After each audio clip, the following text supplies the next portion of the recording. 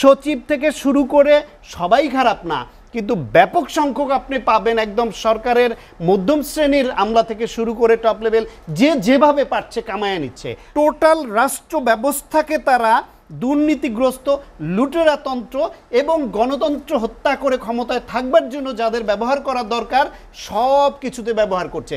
নির্বাচনের আগে এইবারও বলছিলেন সেন্ট মার্টিন লিখে দিলে আমি ক্ষমতায় থাকতে পারি।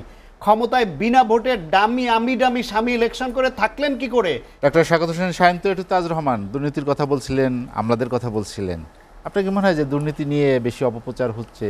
সবচেয়ে বেশি অভিযোগ করছে সরকারের পক্ষ থেকে যে সরকারকে একটু বেকায়দায় ফেলার জন্য আপনারাই এটি সাজিয়ে গুছিয়ে সুন্দর করে বলছেন।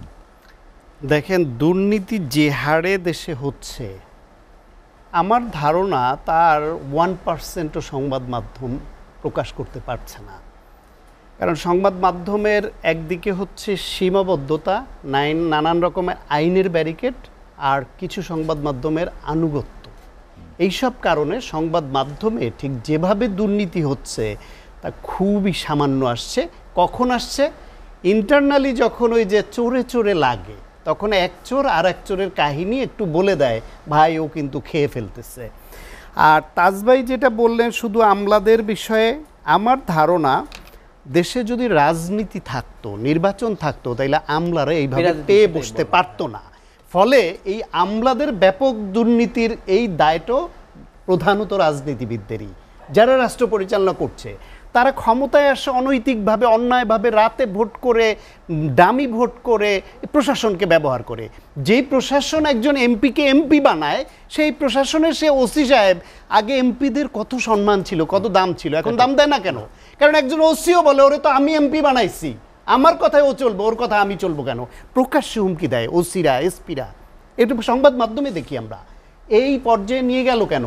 আর একটা জিনিস হচ্ছে, সরকারের একটা বিশেষ পলিসি আমি বহু বছর ধরে পর্যবেক্ষণ করছি। তারা বিভিন্ন গুরুত্বপূর্ণ পদে কাউকে পদায়ন করার আগে তার 14 গোষ্ঠীর ঠিকুজি যাচাই করে সে তাদের দলের অনুগত কিনা, 14 গোষ্ঠীর মধ্যে কেউ অন্য দল কোনোদিন করেছে কিনা, ছাত্রলীগ করতো কিনা, কোন হলে থাকতো, সেই কমিটির প্রেসিডেন্ট সেক্রেটারি সত্যায়ন লাগবে, ইত্যাদি ইত্যাদি। তারপর বসানোর পরও ভরসা পায় না। আর একটা হচ্ছে, মনে করা হয় যে অনৈতিক লোকদের দিয়ে অনৈতিক কাজ করানো সহজ, সেই জন্য এই লোকদেরকে দেদারসে দুর্নীতি, অপকর্ম, গুম, খুন, যারে দিয়ে যা করানো দরকার সেটা করায়, করিয়ে তার রেকর্ড হাতে রেখে নিজেদের অনৈতিকতার বিরুদ্ধে যাতে তারা না দাঁড়ায়, তাদের যাতে সরকারের প্রতি একটা লুটেরাতন্ত্রের প্রতি এই ওনারশিপ আসে যে আওয়ামী লীগ ক্ষমতায় থাকলে আমি আছি, কারণ এই আওয়ামী লীগ সরকারের আমলে তাদের পাওয়ার ব্যবহার করে তা আমি তো এই টাকা কামাই করেছি, আমি তো এই গুম খুন করেছি। আওয়ামী লীগ, আমি বলি শেষ করি, আওয়ামী লীগ না থাকলে তো আমিও দেশে থাকতে পারবো না, অথবা বিচারের মুখোমুখি হবে। তখন তারা সরকারের টপ লেভেল থেকে হুকুম দিতে হয় না কিভাবে কোথায় গুম করতে হবে, কোথায় গুলি করতে হবে, কারে ক্রস ফায়ারে দিবে, বিরোধী দলের কোন আন্দোলন কিভাবে নস্যাৎ করবে।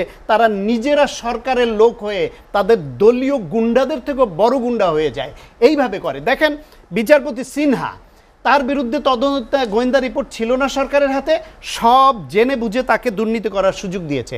তাদেরকে দিয়ে বিভিন্ন স্পর্শকাতর মামলায় তাকে দিয়ে রায় করিয়েছে, এবং যারে খুশি তারে ব্যবহার করে সরকার জেল জরিমানা করেছে, এইরকম নানান রকম পানিশমেন্ট দিয়েছে। তারপর যখন দেখেছে সরকারের কথায় পুরোপুরি আর নাচছে না, সে একটু টিল্টিং করছে, তখন তাকে ক্যান্সার বানিয়ে দেশ থেকে বিদায় করলো। আজকে যেগুলো এই যে গুটি কয়েক 2-4টা যা ধরা পড়ছে, সেগুলো আপনি খোঁজ নিয়ে দেখবেন ইন্টারনাল ক্ল্যাশ, তাদের মধ্যেই লেগেছে, কারো সঙ্গে কারো লেগেছে, তাতে করে 2-1জন সাবেকের কথা আসছে, আর এই একজন রানিং ডিআইজির কথা আসলো। এরকম আপনি ওসি লেভেলে তদন্ত যদি আপনি দেখেন, সচিব থেকে শুরু করে সবাই খারাপ না, কিন্তু ব্যাপক সংখ্যক আপনি পাবেন একদম সরকারের মধ্যম শ্রেণীর আমলা থেকে শুরু করে টপ লেভেল যে যেভাবে পারছে কামায় নিচ্ছে। রাজনীতিবিদরা আজকে ভালো সাজবে যে আমলারাই শুধু করছে, এই রাজনীতিবিদদের নামে এত এত রিপোর্ট আসছে। আজকে যে মাহবুবুল আলম হানিফের কথা আপনি বললেন, সংসদে এত ভালো কথা বলে, ওনার নামে প্রথম আলোতে ফার্স্ট লিডের স্টোরি হয়েছে, সম্পদের পাহাড় গড়েছেন হানিফ। কিভাবে করেছেন? এত সম্পদ এত অল্প সময়ে কি করে আসলো? ওনাদের ইয়ার এমপি নজরুল ইসলাম বাবুর নামে যুগান্তরে আসছিল, আলাদিনের চেরাগ পেয়েছেন তিনি। ওনাদের কনিষ্ঠ মন্ত্রী ছিলেন পলক, তার নামে বাংলাদেশ প্রতিদিনে লিড স্টোরি হয়েছে যে তার বউরার তার নামে বেনামে কিভাবে সম্পদ গড়েছে। এরকম অসংখ্য নেতাদের নামে এগুলো আসছে না, কিন্তু সেটার তদন্ত কোথায়?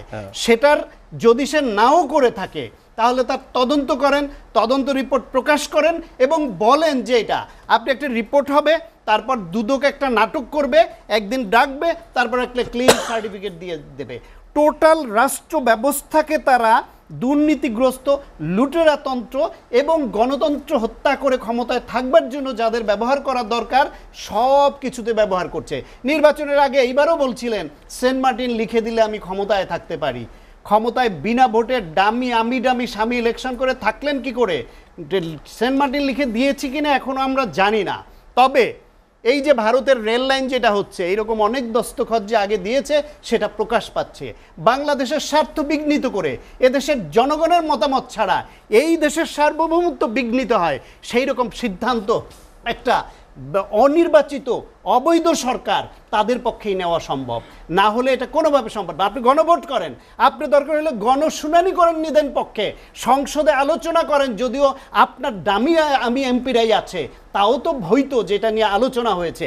তারপরে আপনি দরকার হলে গণশুনানি করেন, সুশীল সমাজ, পেশাজীবী, সাংবাদিক, আপনার বিভিন্ন স্তরের যুবক ছাত্র তাদের মতামত নেন। এই দেশের উপর দিয়ে ভারতের ট্রেন নির্বিঘ্নে যাবে, ওটার মধ্যে কি মালামাল আছে আমি জানবো না, আমার সার্বভৌমত্ব কতখানি লঙ্ঘিত করবে আমি জানবো না, আমার এক অঞ্চল থেকে আর এক অঞ্চলে যাবে, তারা আমাকে যেখানে ফেলানিকে মেরে কাটাচারে ঝুলিয়ে রাখে, আমাকে টাকা ইনকাম করে নিয়ে যায়, সেই দেশকে কেন জনগণের মতামত ছাড়া দিতে হবে? এটা কোনো নির্বাচিত সরকারের পক্ষে সম্ভব?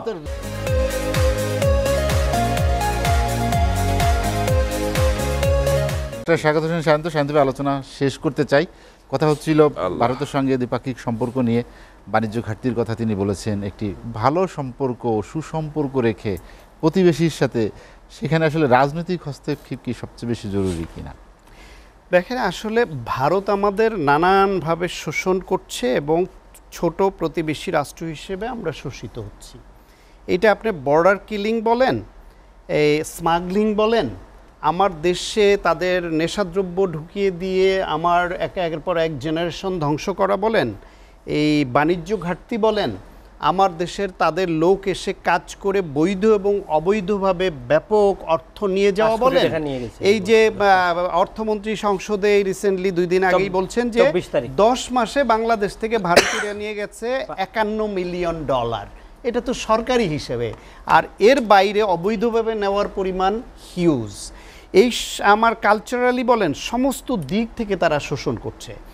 এই যে বর্ডারে গুলি করে মারে, শুধুই বাংলাদেশিরাই কি স্মাগলিংয়ে যুক্ত? স্মাগলিং করতে হলে এই পার ওই পারে দুই পারেরই কিন্তু দুষ্কৃতকারী লাগে, স্মাগলার লাগে। শুধুই বাংলাদেশিরা কেন মারা যায়?